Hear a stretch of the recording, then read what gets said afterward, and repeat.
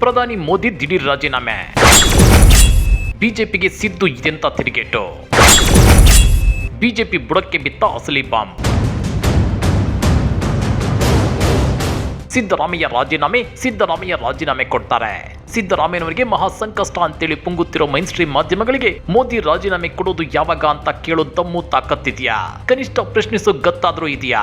ರಾಜ್ಯಪಾಲರ ಮೂಲಕ ಪ್ರಾಸಿಕ್ಯೂಷನ್ಗೆ ಅನುಮತಿ ಕೊಡಿಸಿ ಗೆದ್ದು ಬಿಟ್ವಿ ಅಂತ ಬೀಗುತ್ತಿರೋ ಬಿಜೆಪಿಗರಿಗೆ ಸಿಎಂ ಸಿದ್ದರಾಮಯ್ಯ ಕೊಟ್ಟಿದ್ದು ಅದೆಂತ ತಿರುಗೇಟು ಗೊತ್ತಾ? ಆಧಾರವಿಲ್ಲದ ಮೂಢ ಪ್ರಕರಣವನ್ನ ಕೆದಕಿ ಬಿಜೆಪಿ ತನ್ನ ಬುಡಕ್ಕೆ ಬಿಸಿನೀರನ್ನ ಬಿಟ್ಕೊಂತ. ಅದನ್ನ ಡೀಟೇಲ್ ಆಗಿ ತೋರಿಸ್ತೀವಿ. ಆದ್ರೆ ಅದಕ್ಕಿಂತ ಮೊದಲು ಹಲೋ ಕನ್ನಡ ಯೂಟ್ಯೂಬ್ ಚಾನಲ್ ಅನ್ನ ಸಬ್ಸ್ಕ್ರೈಬ್ ಮಾಡ್ಕೊಳ್ಳಿ. ಹಾಗೇನೇ ಪಕ್ಕದಲ್ಲಿರೋ ಬೆಲ್ ಬಟನ್ ಅನ್ನು ಪ್ರೆಸ್ ಮಾಡಿ. ದೇಶದ ಮೈನ್ ಸ್ಟ್ರೀಮ್ ಮಾಧ್ಯಮಗಳು ಸತ್ತು ಹೋಗಿವ್ಯಾ ಅಥವಾ ಗಂಜಿ ಗಿರಾಕಿಗಳಾಗಿ ಮಾರ್ಪಟ್ಟಿವ್ಯಾ ಅನ್ನೋ ಅನುಮಾನ ಕಾಡ್ತಿದೆ.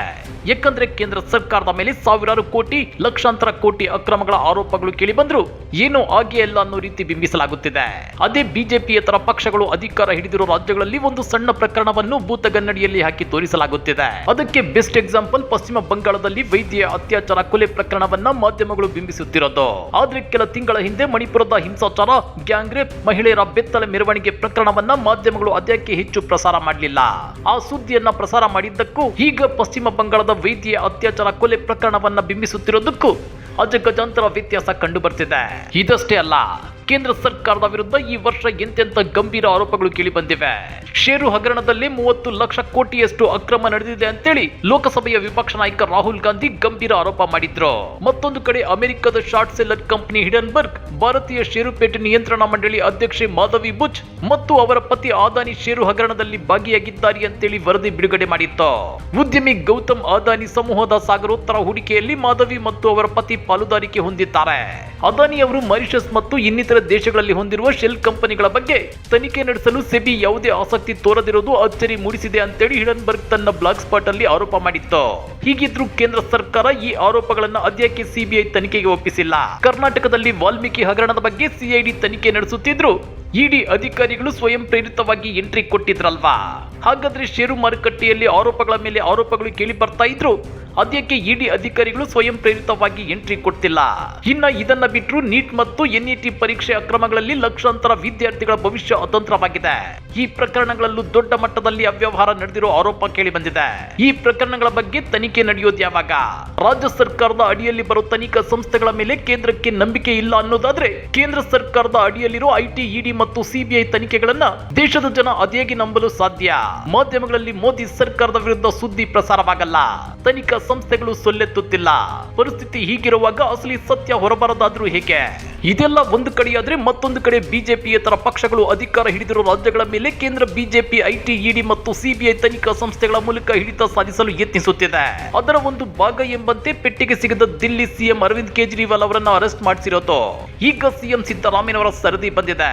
ಸಿದ್ದರಾಮಯ್ಯನವರ ಮೇಲೆ ಆಧಾರರಹಿತ ಆರೋಪವನ್ನ ಪ್ರಾಸಿಕ್ಯೂಷನ್ಗೆ ಕೊಡಿಸೋದ್ರ ಮೂಲಕ ಸಿದ್ದರಾಮಯ್ಯ ಮತ್ತು ರಾಜ್ಯ ಕಾಂಗ್ರೆಸ್ ಸರ್ಕಾರವನ್ನ ಇಕ್ಕಟ್ಟಿಗೆ ಸಿಲುಕಿಸುವ ಯತ್ನಗಳು ನಡೆಯುತ್ತವೆ. ಆದ್ರೆ ಸಿದ್ದರಾಮಯ್ಯನವರನ್ನ ಕಾನೂನು ಅಸ್ತ್ರಗಳಿಂದ ಕಟ್ಟಿ ಹಾಕೋದು ಅಂದುಕೊಂಡಷ್ಟು ಸುಲಭ ಇಲ್ಲ.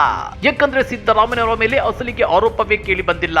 ಹೀಗಾಗಿ ಸಿದ್ದರಾಮಯ್ಯ ಕೂಡ ಕಾನೂನು ಹೋರಾಟಕ್ಕೆ ಈಗಾಗಲೇ ಸಜ್ಜಾಗಿದ್ದಾರೆ. ಜೊತೆಗೆ ಬಿಜೆಪಿಯ ಬಂಡವಾಳವನ್ನ ಎಳೆ ಎಳೆಯಾಗಿ ಬಿಚ್ಚಿಡೋದಕ್ಕೆ ಮುಂದಾಗಿದ್ದಾರೆ. ನಿಮ್ಗೆ ಗೊತ್ತಿರಲಿ, ಈಗಾಗಲೇ ಅಹಿಂದ ವರ್ಗದ ಸಂಘಟನೆಗಳು ಬೀದಿಗಿಳಿದು ಪ್ರತಿಭಟನೆಗಳನ್ನ ಮಾಡ್ತಿವೆ. ಗೋ ಬ್ಯಾಕ್ ಗೆಹ್ಲೋಟ್ ಅನ್ನೋ ಘೋಷಣೆಗಳನ್ನು ಕೂಗ್ತಿವೆ. ಇನ್ಮೇಲೆ ಈ ಪ್ರತಿಭಟನೆಗಳು ಪ್ರತಿ ಜಿಲ್ಲೆ ಮತ್ತು ತಾಲೂಕು ಕೇಂದ್ರಗಳಲ್ಲೂ ಸದ್ದು ಮಾಡೋ ಸಾಧ್ಯತೆ ಇದೆ. ಈ ಪ್ರತಿಭಟನೆಗಳು ಬರೀ ಆಕ್ರೋಶವನ್ನ ಹೊರಹಾಕೋ ಪ್ರತಿಭಟನೆಗಳಲ್ಲ, ಬದಲಿಗೆ ಸಾಮಾನ್ಯ ಜನರಿಗೆ ಅರಿವು ಮೂಡಿಸುವಂತ ಪ್ರತಿಭಟನೆಗಳಾಗಿ ಮಾರ್ಪಡಲಿವೆ. ಮೋದಿ ಮತ್ತು ಕೇಂದ್ರ ಬಿಜೆಪಿಯ ಕುತಂತ್ರ ಕರ್ನಾಟಕದಲ್ಲಿ ಹೇಗೆ ಕೆಲಸ ಮಾಡ್ತಿದೆ? ಸಿಎಂ ಸಿದ್ದರಾಮಯ್ಯನವರ ಮೇಲೆ ಆಧಾರರಹಿತ ಆರೋಪವನ್ನ ಮಾಡಿ 136 ಸೀಟುಗಳನ್ನು ಗೆದ್ದು ಸುಭದ್ರವಾಗಿರೋ ಕಾಂಗ್ರೆಸ್ ಸರ್ಕಾರವನ್ನ ಕಟ್ಟಿ ಹಾಕಲು ಬಿಜೆಪಿ ನಡೆಸದ ಹುನ್ನಾರ ಹೇಗಿದೆ, ಅದು ಯಾಕೆ ವರ್ಕೌಟ್ ಆಗ್ತಿಲ್ಲ ಅನ್ನೋದನ್ನ ಜನರಿಗೆ ಬಿಡಿಸಿ ಹೇಳೋ ಸಾಧ್ಯತೆ ಇದೆ. ಜೊತೆಗೆ ಈ ಹಿಂದೆ ಮೂಡದಿಂದ ಅಕ್ರಮವಾಗಿ ಸೈಟ್ ಪಡೆದ ಕಮಲದಳ ಪಕ್ಷಗಳ ನಾಯಕರ ವಿರುದ್ಧವೂ ಪ್ರಾಸಿಕ್ಯೂಷನ್ಗೆ ರಾಜ್ಯಪಾಲರಿಗೆ ಪತ್ರಗಳು ಹೋಗಲಿವೆ. ಬರೀ ರಾಜ್ಯ ಬಿಜೆಪಿ ನಾಯಕರನ್ನಷ್ಟೇ ಅಲ್ಲ, ಪ್ರಧಾನಿ ಮೋದಿ ಸರ್ಕಾರದ ವಿರುದ್ಧವೂ ಗಂಭೀರ ಆರೋಪಗಳು ಕೇಳಿ ಬಂದಿವೆ. ಹೀಗಾಗಿ ಪ್ರಧಾನಿ ಮೋದಿ ಅವರ ವಿರುದ್ಧವೂ ಪ್ರಾಸಿಕ್ಯೂಷನ್ಗೆ ಅನುಮತಿ ಕೋರಿ ರಾಷ್ಟ್ರಪತಿಗಳಿಗೆ ಪತ್ರಗಳು ಹೋಗೋ ಸಾಧ್ಯತೆ ಇದೆ. ಜೊತೆಗೆ ದೇಶದ ಹೊರಗಿನ ತನಿಖಾ ಸಂಸ್ಥೆಗಳಿಂದ ಕೇಂದ್ರ ಸರ್ಕಾರದ ವಿರುದ್ಧ ತನಿಖೆ ತನಿಖೆಗೆ ಆಗ್ರಹಗಳು ಹೆಚ್ಚಾಗುವ ಸಾಧ್ಯತೆ ಇದೆ. ಮೋದಿ ಸರ್ಕಾರದ ಅಡಿಯಲ್ಲಿ ಬರುವ ಐಟಿ, ಇಡಿ ಮತ್ತು ಸಿಬಿಐ ತನಿಖೆಗಳು ಅದೇಗೆ ನಿಷ್ಪಕ್ಷವಾಗಿ ನಡೆಯಲು ಸಾಧ್ಯ.